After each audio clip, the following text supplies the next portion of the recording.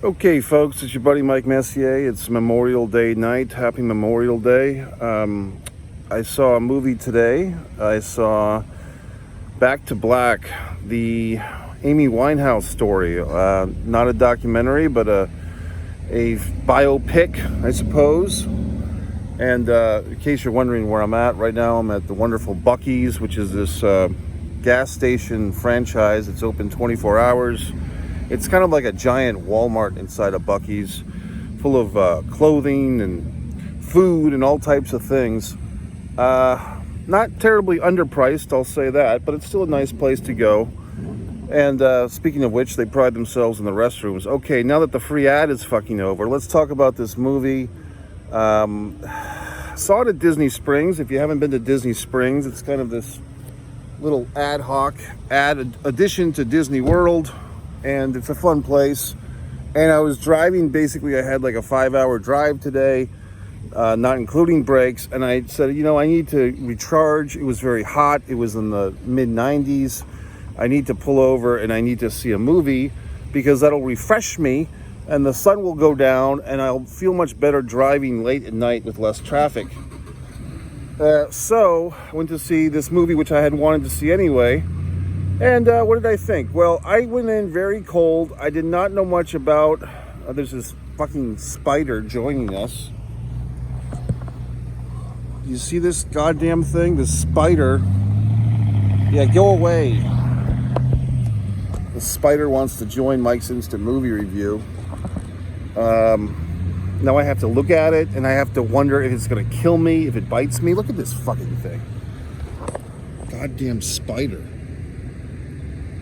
Jesus fuck.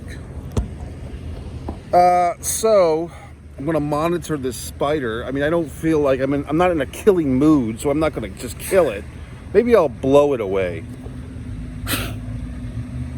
Yeah, that fucked him up a little bit. He like rolled into a ball and now he's hiding. Just go away. God damn it. I'm going to. I whisked him away. I didn't kill him. I just whisked him. I whisked the spider. Okay. Now what if that spider had bitten me and I became fucking Spider-Man and I just ruined it by not allowing this goddamn spider to bite me and I fulfilled my destiny to be Spider-Man. Getting back to this movie, I knew nothing about this lady. I had heard the Rehab song, and then I knew basically she did the Rehab song, and the next thing you know, she was dead. And it's sad. I'm not mocking it. I just, I knew she had a great voice. I knew maybe 2 of her songs. Rehab and another one I can't remember. And I just did not know a lot about Amy Winehouse. She was kind of in that generation, 15 years ago. The late 2000s, the early 2010s, where I wasn't really that big of a pop culture guy. The Jay-Z's and the fucking Taylor Swift was coming up in the game, as they fucking say, and Beyonce and all these assholes. I just didn't give a fuck, and I still don't, to be honest with you, but I care a little bit more now for whatever reason. But all these people, I just don't give a fuck about them. So, Amy Winehouse, I obviously had heard a few of her songs just passing through life, and I had seen that she had a very striking look, and there was a lot of women at that time, and still now, that have that Suicide Girl kind of steampunk look, you know what I mean? The tattoos, the poshiness, you know what I mean? If they have a kid, they name the kid Nathaniel. All these goddamn retro things, whatever the fuck things. Still, I really didn't know much about Amy or her departure, her death. Going into this movie, I knew she died at 27. Ooh, the 27 Club. Ooh. I mean, if you fucking think about it, you could take any age, 28, 26, 35, and you could probably find 1,000 famous people that died at any given age. But for whatever reason, and I think it's because of Janice and Jimmy and Jim, those were the big 3 in that 60s generation. And now it's just carried upon us that this 27 Club is a big thing. And it's sad. I mean, that's what it is. And, in my youth, I kind of idolized, a Jim Morrison type. And I still think he's a great singer. But I think it's kind of sad when people, the bottom of the bottle is their best friend. You know what I mean? And it's like, it's addictive. I mean, that's the big secret and shame of alcohol specifically, is that we advertise it. Oh, have a beer, buddy. But it's very addictive material. Oddly enough, my birthday is Repeal Day here in the USA, which some of you are wondering, even if you're in the United States, what's that? December 5th is the day that you could have a drink again. I believe in 1938, that's Repeal Day, okay? After Prohibition. So there you go. But in any event, so we see this young Amy. I think the star of this movie is the star of this movie. The young woman, I can't remember her name now. I think this is her first big role, but I think she did a wonderful job. I've heard rumblings and rumors that she actually sang her own songs, sang Amy's songs, Amy Winehouse's songs, similar to Val Kilmer apparently singing a lot of the stuff in the Doors movie from back in 1990. So I give credit to this actress. She looked to me, similar enough to Amy Winehouse. I'm not an aficionado of Amy Winehouse, but this actress looked like she looked similar enough to pull it off. Like I said, I'm not a huge Amy Winehouse expert, but I mean, she looked the part to me, and I think she did the lady justice. I think, if anything, watching this movie, I kind of felt like I was just watching real people. Like I was learning a story. I didn't really have so much criticism of the film. Had I had known more about Amy, I might have pointed out some truths and consequences, like some things that were wrong with the movie or whatever the fuck. But in this, it was just more like another sad story of an extremely talented person who, for whatever the fuck reason, just demises. And you can't really blame anyone but her, to be honest with you. And I guess the other person, her sort of spouse guy, who seemed just like, she, no offense, Amy, but she seemed to have a terrible choice with this guy. He really didn't seem to have much going for him. I'm assuming he was just good in bed, let's be honest, because what fucking qualities did he bring to their relationship? Absolutely none. No offense. The smartest thing that character said in the movie was when he basically was in jail, spoilers, was when he was in jail and said something to the effect of, we're toxic codependents, we're racing each other to see who can get more fucked up and hurt the other one deepest. That was pretty insightful. So it looks like he got some prison therapy or some prison psychology. And for this gentleman to kind of like learn that about himself and his relationship with Amy, he cashed in his meal ticket. I don't know if he divorced her and got some type of male alimony. You know what I mean?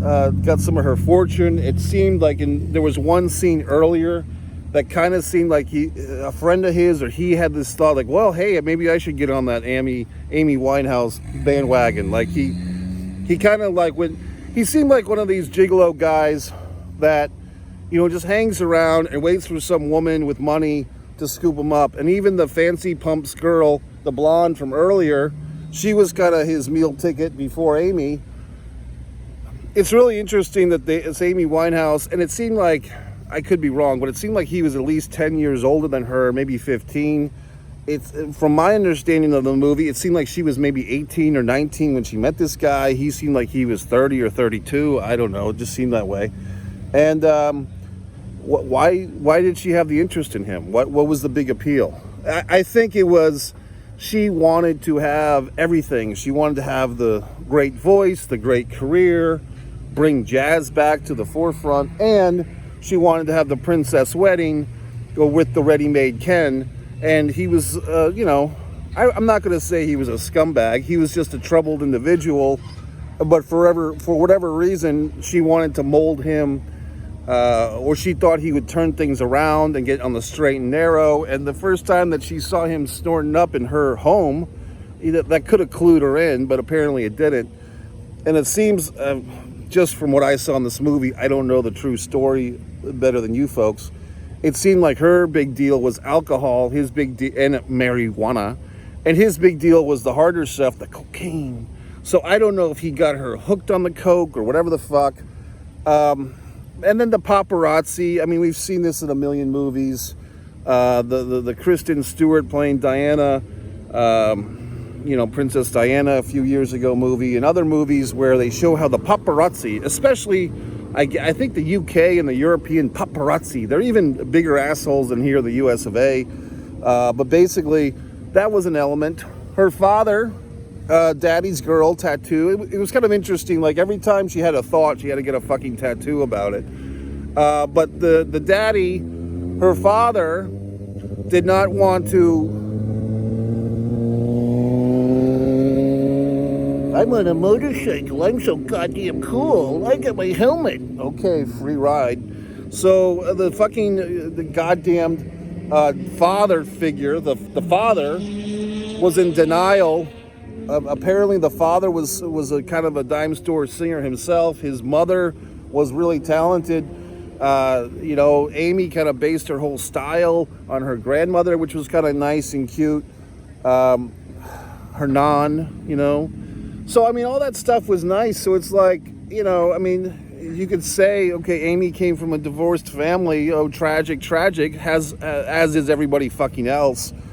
But, I mean, honestly, it just seemed like Amy had these choice of relationship partner, choice of spouse, choice to indulge in the alcohol.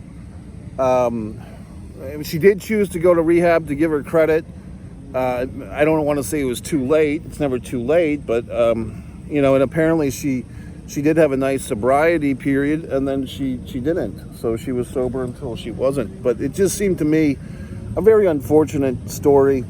As far as the actual film goes, I mean, it did feel at times, just another biopic where you tell the story, you go through the big scenes. Was it amazing and wonderful? I don't think so. I mean, Elvis, a couple of years ago, the Austin Butler Elvis, Tom Hanks as Colonel Tom, that took more chances with the crazy editing. I think this movie was fine, though. I mean, I think it presented the story. I mean, I'm sure that there's more to it. I'm sure with that relationship, I can't remember the guy's name, was it Brent or some shit? But it seems like there's probably, depending on who you ask, they'll tell you how they were. You know what I mean? So I don't know, because I wasn't there. But based on this movie, it's kind of a double fault thing. So I mean, this movie kind of aroused. First of all, I did appreciate her music. The Shangri-La stuff, I mean, was that enough to turn Amy on to this guy forever? That he knew the fucking leader of the pack band? Like, that was it? That was the big appeal? I mean, he basically seemed like a pool hall fuck buddy, a pool hall fuck boy that she wanted to mold into the fucking husband of the year. Well, apparently that didn't happen, now did it?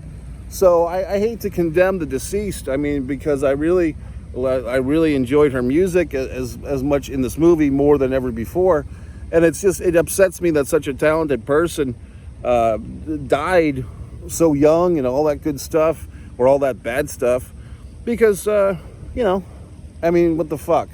And she leaves behind, I'm assuming that her father outlived her, which is sad and tragic and all that horse shit.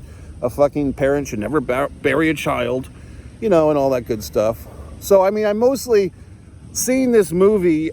I think I guess what she died in 2011. It seems like less time than that, but that's 13 years. So we're at this point where it's like with these jazz stars, not rock stars, you can just kind of write the script while they're still alive, if they show these signs of dependency or whatever the fucks. But I feel bad. I mostly feel sad and bad and all that crap. You know what I mean? But I don't. I think even if Amy was here, I don't want to put words in her mouth, but she might take responsibility for her own demise. Which I think is the movie tried to lace that in. Like it tried to get a little after school specially. All these easy riders out here tonight, all these fucking hot rodders. Anyway, I felt bad about it, so rest in peace. Not trying to be dismissive. I feel bad that she's gone and that her life went that way, but she made some horrible choices, let's face it. That's the point of the movie, I guess. Learn from her mistakes. Okay, your buddy Mike Messier, MikeMessier.com. One Man and a Camera Films for my films. Mike's Instant Movie Reviews are here.